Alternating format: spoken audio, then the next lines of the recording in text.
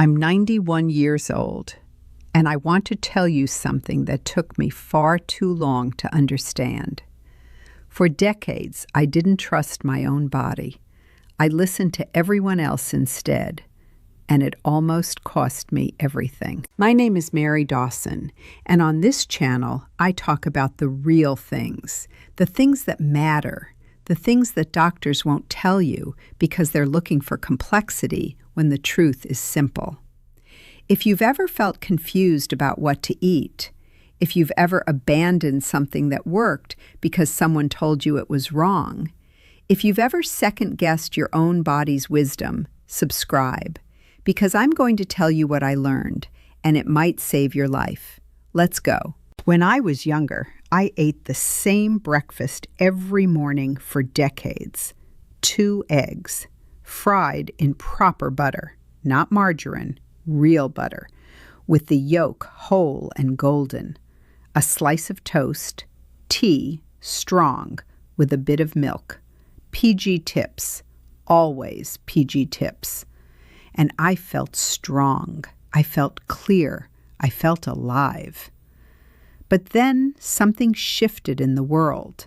Suddenly there were doctors on television, charts about cholesterol, warnings about yolks, articles about saturated fat being the enemy. And I started listening, started doubting, started thinking maybe I'd been doing it wrong my whole life. The doctor came, looked at my blood work, adjusted his glasses, and said the words I'd been dreading. Mary, you need to change your diet.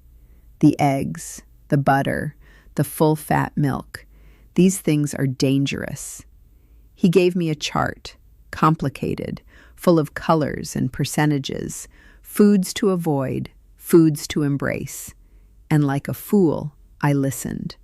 I bought egg whites, margarine that tasted like plastic, skimmed milk that looked like water. And for a while, I did what the chart said. I followed the rules. I was good. And I felt terrible. I was tired. My skin was dull. My nails were brittle. My mind felt foggy. And worst of all, I was hungry. Constantly hungry, even after eating. But I thought, this is what health looks like. This is what being responsible looks like. This is sacrifice. I was wrong. I want to tell you about my mother. She died at 89, and she ate eggs every single day of her life, fried in butter, with the yolk bright and whole. I want to tell you about my grandmother.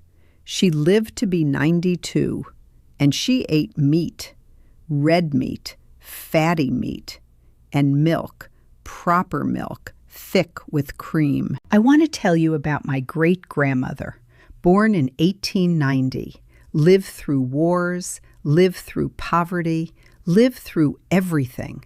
And she ate simple food, real food, and she was strong as iron. These women didn't have nutritionists. They didn't have charts. They didn't have anyone telling them they were doing it wrong. They just ate what their bodies needed, and they lived. For decades, I abandoned what my own family knew, what generations of my family knew, because some man in a white coat told me I was wrong. Do you know what changed everything for me? A conversation I had when I was 85. My daughter Elizabeth came to visit. She's a therapist. She's smart.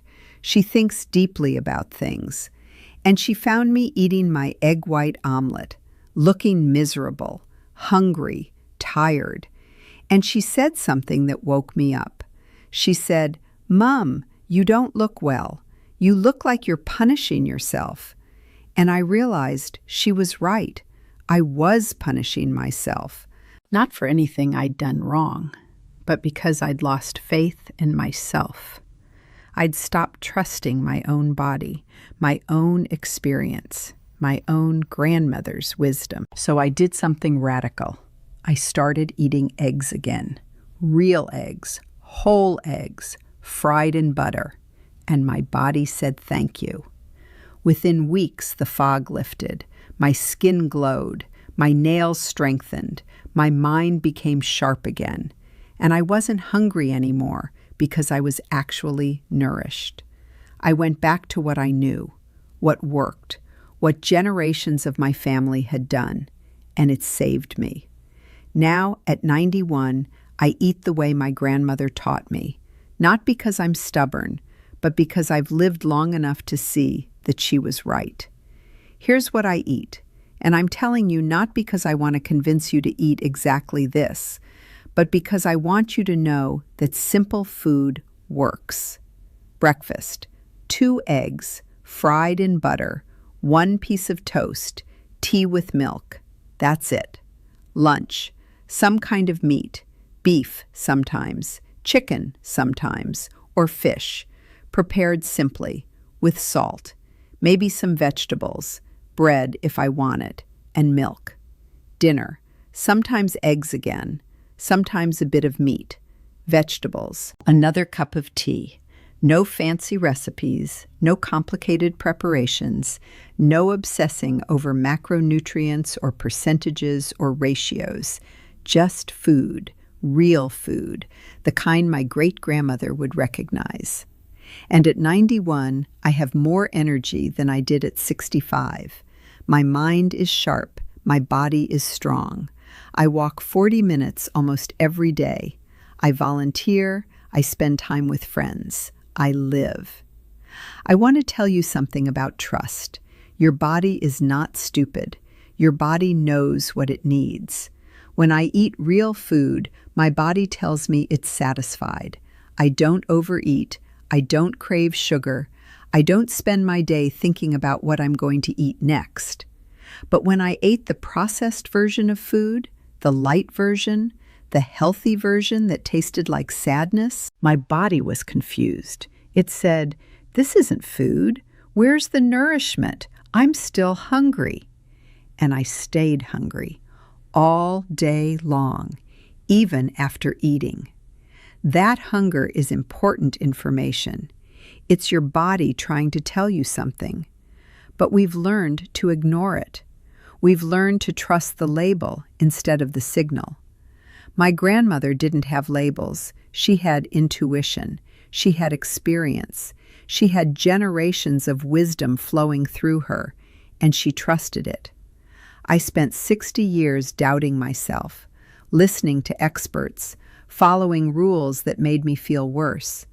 And then I spent the last 31 years trusting myself, eating what I know works, listening to my body, following my family's wisdom, and I've never been better. Do you know what the thing is that really erodes people, that wears them down from the inside? It's not the food. It's not the cholesterol. It's not the butter. It's the fear. It's the constant anxiety. It's the obsession. It's living in a state of worry about every single thing you put in your mouth. I had a neighbor once. Her name was Catherine. She lived 2 streets over, Portland, Oregon. Nice woman, careful woman. She read everything, followed every new diet, bought every supplement, took every precaution. She was obsessed with being healthy, obsessed with doing everything right. And you know what happened? She had a stroke at 68, completely unexpected. She wasn't even sick. But the stress of trying to be perfect, the fear, the constant vigilance, it caught up with her. And she died thinking she'd done something wrong, thinking if she'd just been more careful, more obsessive, more afraid, maybe she'd have lived. But I don't think that's true. I think the fear consumed her from the inside, not the food. I think the obsession wore her down. Not the cholesterol. I think the constant second-guessing drained her. Not the butter. And I promised myself, I will not live like that. I will not spend the time I have left being afraid. I will eat. I will trust my body I will live. Have you ever postponed your life? I'm asking because I think many of us do, and it breaks my heart. We think, when I'm healthier, I'll travel. When I lose weight, I'll wear that dress. When I retire, I'll do what I want. When I'm perfect, I'll live. But perfect never comes, and the years go by. I knew a woman named Ruth. She worked as a school teacher for 40 years, same school, same classroom. And she always said, "When I retire, I'm going to write a book. I have so many stories." She retired at 65, and she was going to start writing. But she got ill. Just a little thing at first, then more, then more. She died at 68 without writing a single page. And I think about her sometimes, and I think, she spent 40 years preparing to live, and she died before she got the chance. Don't be Ruth.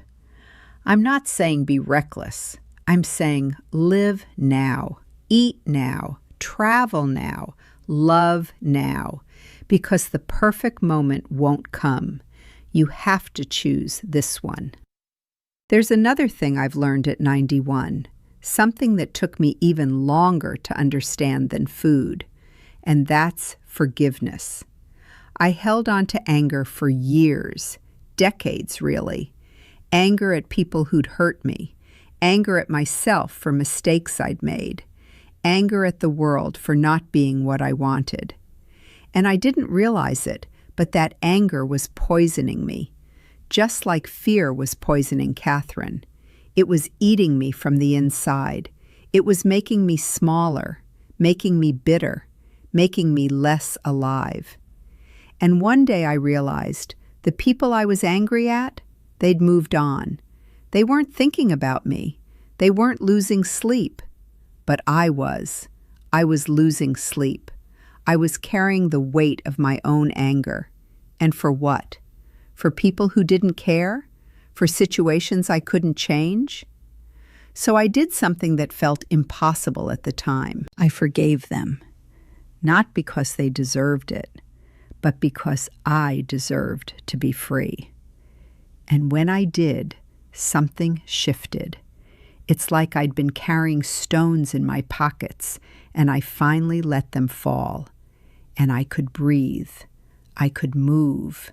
I could live. At 91, I don't have time for anger anymore.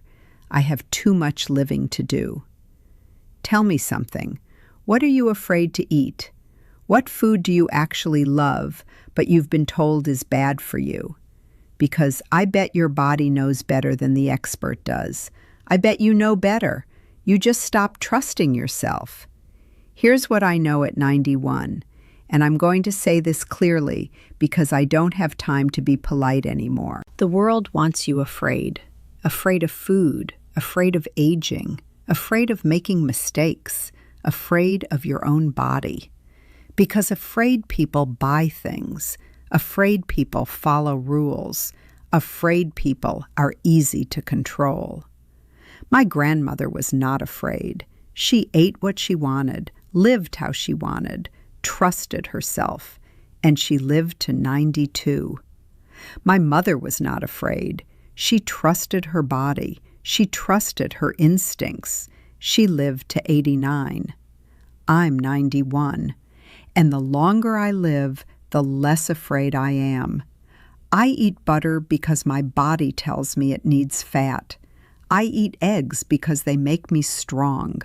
I drink milk because it nourishes me. And if I'm wrong, if I die tomorrow from eating real food, at least I will have lived, not in fear, not in obsession, not in constant worry, just lived. Are you living, or are you preparing to live? Because that's the difference. That's the actual difference between people who are alive and people who are just waiting to die. Alive people eat when they're hungry. Alive people forgive when they can. Alive people do things today instead of tomorrow. Dead people wait. Dead people plan. Dead people obsess. And some of them are still breathing. My daughter Elizabeth asked me once, "Mom, aren't you worried about your health, eating all that fat at your age?" And I said, "Elizabeth, I'm 91. The only thing that worries me is wasting the time I have left. Food is the least of my concerns." And she understood. Because she's watched me these last 30 years. She's seen me go from tired and sick and afraid to alive and strong and present.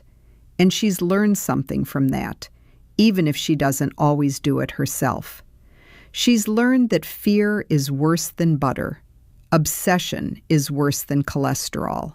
Waiting is worse than aging. I'm sharing this with you not because I think everyone should eat exactly what I eat. Your body might need something different. Your family history might be different. Your taste might be different. But I'm sharing this because I want you to know you can trust yourself. You don't have to be afraid. You don't have to follow every new rule. You don't have to obsess. You can eat simply, honestly, in a way that makes your body sing. And you can live without fear, without constant worry, without the weight of anger and regret. Tell me in the comments, what's the one food you love that you've been told is bad for you? What's the one thing your body actually wants that you've been denying it? Because I want to know. Because I bet you know better than any expert what your body needs. And tell me something else. What's the one thing you've been postponing? What would you do if you weren't afraid? Because maybe hearing from you will remind someone else that they don't have time to wait either. Thank you for letting me be honest about this, for letting me talk about fear and obsession and the lies we've believed. See you soon. And remember, your great-grandmother survived wars and poverty eating simple food. You can survive modern life eating the same thing. Trust yourself. Trust your body. Trust the wisdom that's been passed down through generations. And live, really live. Not in fear, not in preparation, not in obsession. Now, today, with real food and real peace and real forgiveness. That's the only way I know how to live. And it's gotten me to 91, and I'm not done yet.